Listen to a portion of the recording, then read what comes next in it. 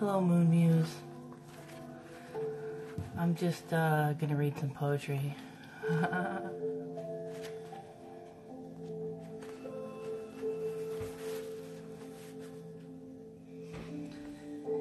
You, if you were sensible. When I tell you the stars flash signals, each one dreadful, you would not turn and answer me, the night is wonderful. Even you, if you knew how this darkness soaks me through and infuses holy fear in my essence, you would pause to distinguish what hurts from what amuses.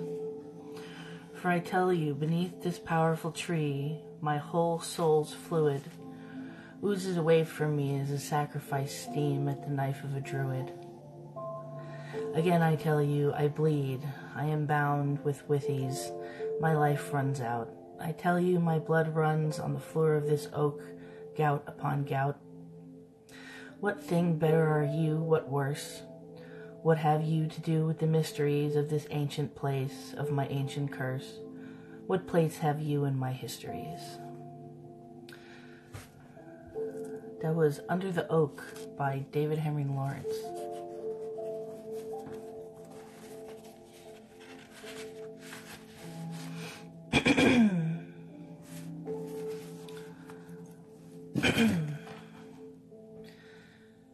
The eagle soars in the summit of heaven, the hunter with his dogs pursues the circuit.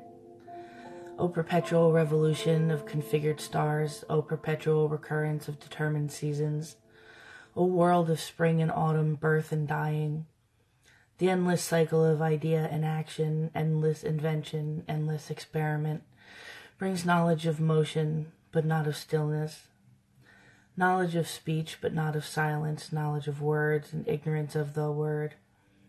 All our knowledge brings us nearer to our ignorance, and all our ignorance brings us nearer to death. But nearest to death, no nearer to God. What is the life we have lost in living? Where is the wisdom we have lost in knowledge? Where is the knowledge we have lost in information? The cycles of heaven, 20 centuries, bring us farther from God and nearer to dust. I journeyed to London, to the time-kept city, where the river flows with foreign flotations. There I was told we have too many churches and too few chop houses. There I was told, let the vicars retire. Men do not need the church in the place where they work, but they would spend their Sundays. In the city, we need no bells. Let them wake in the suburbs. I journeyed to the suburbs, and there I was told, we toiled for 6 days. On the 7th we must motor to Windhead, to Maidenhead. If the weather is foul, we stay at home and read the papers of industrial districts. There I was told of economic laws. In the pleasant countryside, there it seemed that the country now is only fit for picnics, and the church does not seem to be wanted in country or in suburb, and in the town only for important weddings.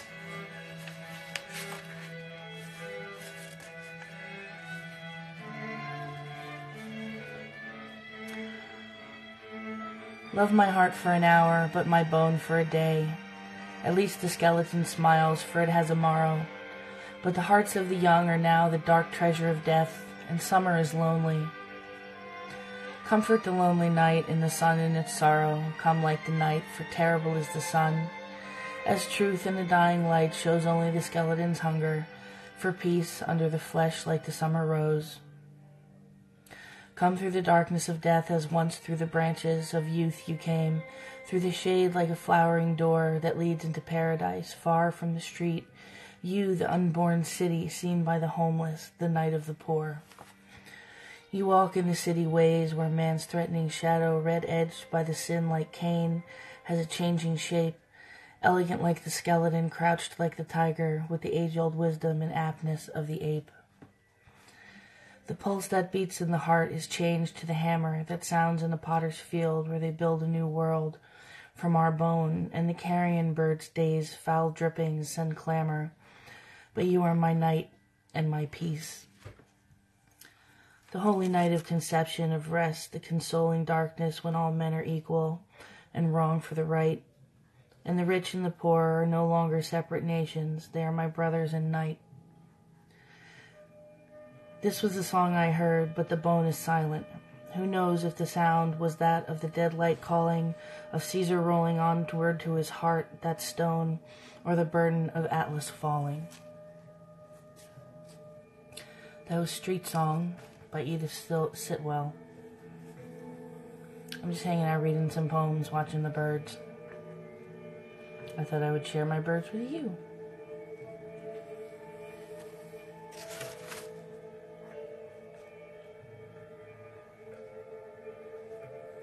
Tristan da Cunha by Roy Campbell. Thank you, Jay Byrne. I look forward to seeing you in the future. I do lives quite at random, so I'm sorry you can't stay. Snore in the foam, the night is vast and blind.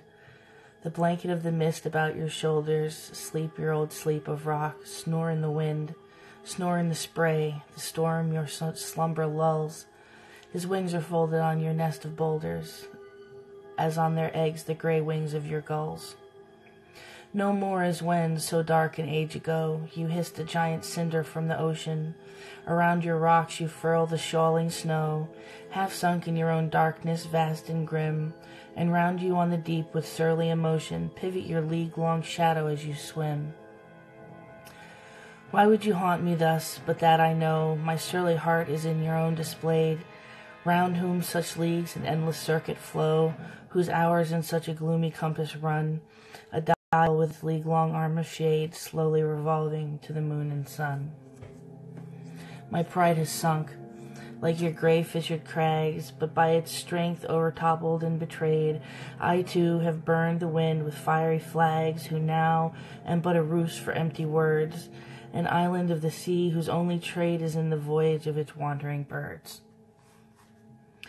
Did you not, when your strength became your pyre, deposed and tumbled from your flaming tower, awake in gloom from whence you sank in fire, to find, Antaeus-like more vastly grown, a throne in your own darkness and a power sheathed in the very coldness of your stone?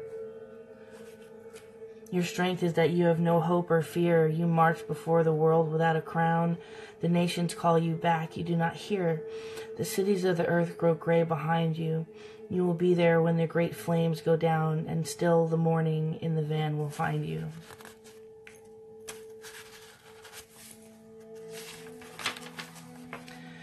You march before the continents. You scout in front of all the earth. Alone you scale the masthead of the world. A lorn lookout, waving the snowy flutter of your spray and gazing back in infinite farewell to suns that sink and shores that fade away. From your gray tower, what long regrets you fling to where, along the low horizon burning, the great swan-breasted seraphs roar and sing, and suns go down and trailing splendorous dwindle, and sails on lonely errands unreturning, glow with a gold no sunrise can rekindle. Turn to the night, these flames are not for you, whose steeple for the thunder swings its bells, gray Memnon, to the tempest only true. Turn to the night, turn to the shadowing foam, and let your voice, the saddest of farewells, with sullen curfew toll the gray wings home. The wind, your mournful siren, haunts the gloom. The rocks, spray clouded, are your signal guns, whose stony nitra, puffed with flying spume, rolls forth in grim salute to your broadside hollow, over the gorgeous burial of suns, to sound the tocsin of the storms that follow. Plunge forward like a ship to battle hurled, slip the long cables of the failing light, the level rays that you moor you to the world, sheathed in your armor of eternal frost, plunge forward, in the thunder of a flight, to lose yourself as I would fain be lost. Exiled like you and severed from my race by the cold ocean of my own disdain, do I not freeze in such a wintry space? Do I not travel through a storm as vast, and rise at times victorious from the main, to fly the sunrise at my shattered mast? Your path is but a desert where you reap only the bitter knowledge of your soul. You fish with nets of seaweed in the deep, as fruitlessly as I with nets of rhyme. Yet forth you stride, yourself the way, the goal. The surges are your strides, your path is time. Hurled by what aim to what tremendous range, a missile from the great sling of the past, your passage leaves its track of death and change, and ruin on the world. You fly beyond, leaping the current of the ages vast, as lightly as a pebble skims a pond. The years are undulations in your flight, whose awful motion we can only guess. Too swift for sense, too terrible for sight, we only know how fast behind you darken our days like lonely beacons of distress. We know that you stride on and will not hearken. Now in the eastern sky the fairest planet pierces the divine wave with dangled spear, and in the whirring hollows of your granite, the vaster sea to which you are a shell sighs with a ghostly rumor like the drear moan of the night wind in a hollow cell. We shall not meet again over the wave, our ways divide, and yours is straight and endless, but mine is short and crooked to the grave. Yet what of those dark crowds amid whose flow I battle like a rock, aloof and friendless, and not their generations vague and endless, the waves, the strides, the feet on which I go. That was Tristan da Cunha by Roy Campbell.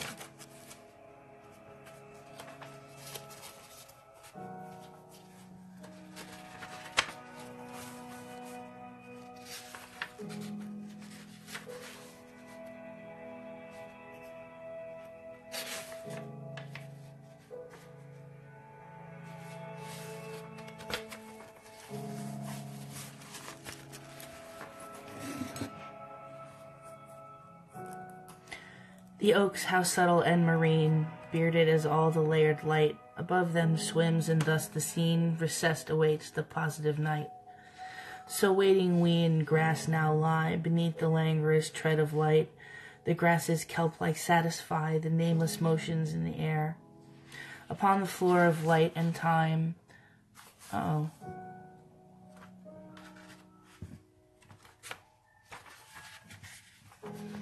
Upon the floor of light and time, unmurmuring of polyp made, we rest, we are as light withdraws, twin atolls on a shelf of shade. Ages to our construction went, dim architecture hour by hour, and violence forgot now lent the present stillness of all its power.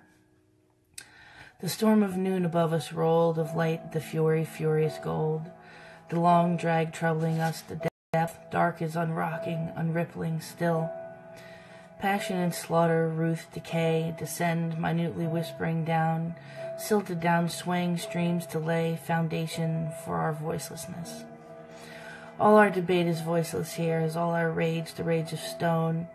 If hope is hopeless, then fearless fear, and history is thus condoned. Our feet once wrought with I'm gonna start over. All our debate is voiceless here, as all our rage, the rage of stone. If hope is hopeless, then fearless fear, and history is thus undone. Our feet once wrought the hollow street, with echo when lamps were dead. At windows once our headlights' glare disturbed the doe that leaping fled.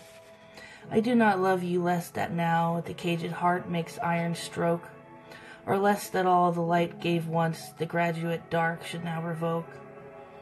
We live in time, so little time, and we learned so painfully, that we may spare this hour's turn to practice for eternity.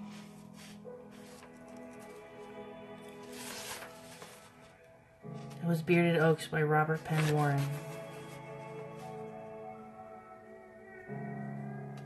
I'm going to do one more.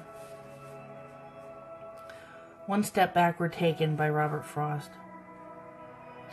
Not only sands and gravels were once more on their travels, but gulping muddy gallons, great boulders off their balance, bumped heads together dully, and started down the gully.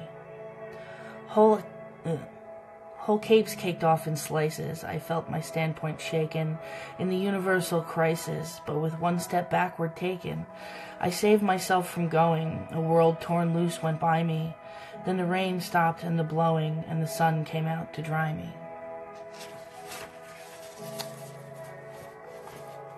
Alright, ladies and germs, these are my birds, these are my books. See you later.